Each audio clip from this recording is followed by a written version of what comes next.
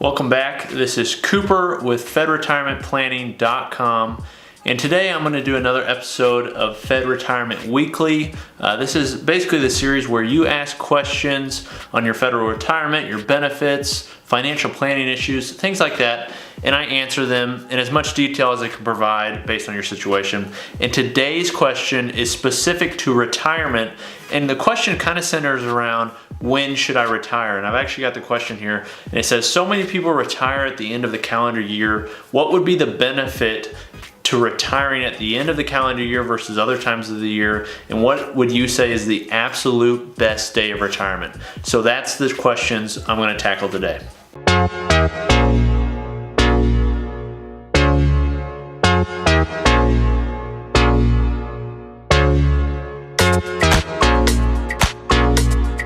Okay, so as you're well aware, there's two retirement systems, the civil service retirement system as well as the federal employee retirement system, one known as CSRS, the other known as FERS. The kind of disconnect happened in 1984 when Ronald Reagan basically took all the federal employees and put them on Social Security, thus creating the FERS retirement system. So whenever you look at retirement and how to suggest when to retire and what day and everything like that, whether your CSRS and FERS can sometimes change things. Now the question being, why would somebody suggest retiring at the end of the calendar year? And to me, it makes a lot of sense because one, when you retire at the end of the year, you're going to receive a paycheck from your last pay period, the last 2 weeks of the pay period. At the same time, you're going to receive a retirement check for the following month. So you're going to receive a lot of benefit from retiring at the end of the month rather than retiring somewhere in the middle. Now, should you retire or should you decide to retire solely based on that fact? No, without a doubt not. There's so many factors that go into retiring, counting up your expenses, seeing what you have coming in, determining if you can actually retire, determining if you want to get a part-time job, because a lot of people say they want to retire, but in reality, they get into retirement and realize they don't have enough money, so they have to go back to work. That's something you don't want to happen. If you retire, you want to retire on your own terms, and if you want to work, that's great, but you want to be able to retire without having to work. That's not considered retirement.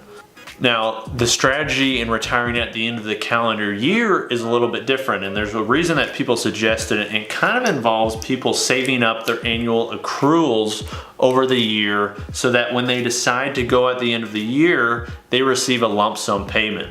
It's not, uncommon for federal employees to carry 240 hours or more of annual leave into their final retirement year. I see it all the time. There's a lot of people that carry 240 hours of retirement or of annual leave. You watch and you may be carrying this much, and they'll go into the retirement year and still work all 26 pay periods, 27 for some.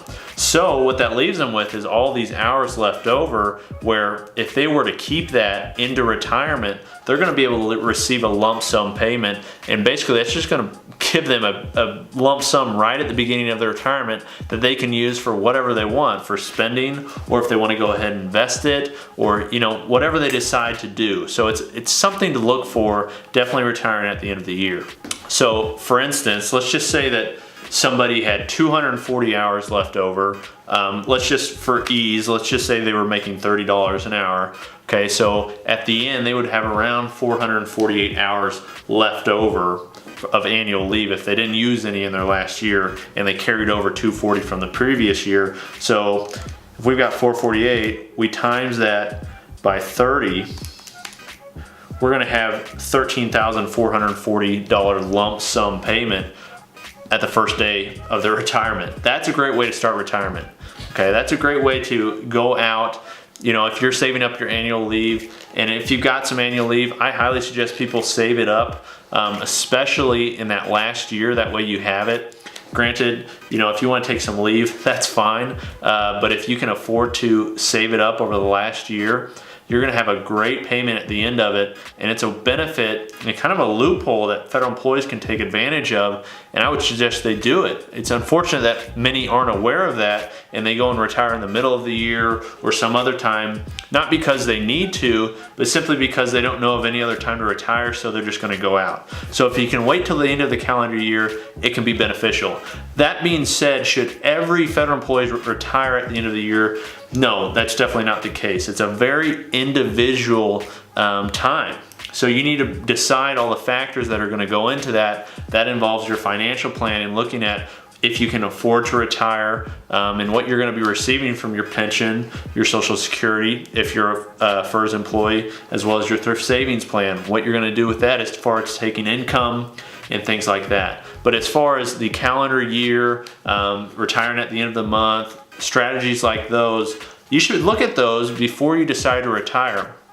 There's many people, myself included, who often come out with articles on like the best day to retire for a certain year. So just keep abreast of those on which year you're gonna retire. So for instance, if you plan to retire in 2018, be looking for best day to retire in 2018, and that'll be able to help you out and decide which is the best day for you, based on your circumstances. But this has been Cooper with fedretirementplanning.com. Keep your questions coming. You can email them to me. You can write them in the comments below. You can find a question. Basically, I have a whole question page on my website, fedretirementplanning.com, where you can ask me any questions, or you can leave me a voicemail on the website for questions, things like that. But that way I can get these answered for you guys, get them up, and we can help other people. But I appreciate you guys watching, and I'll see you next time.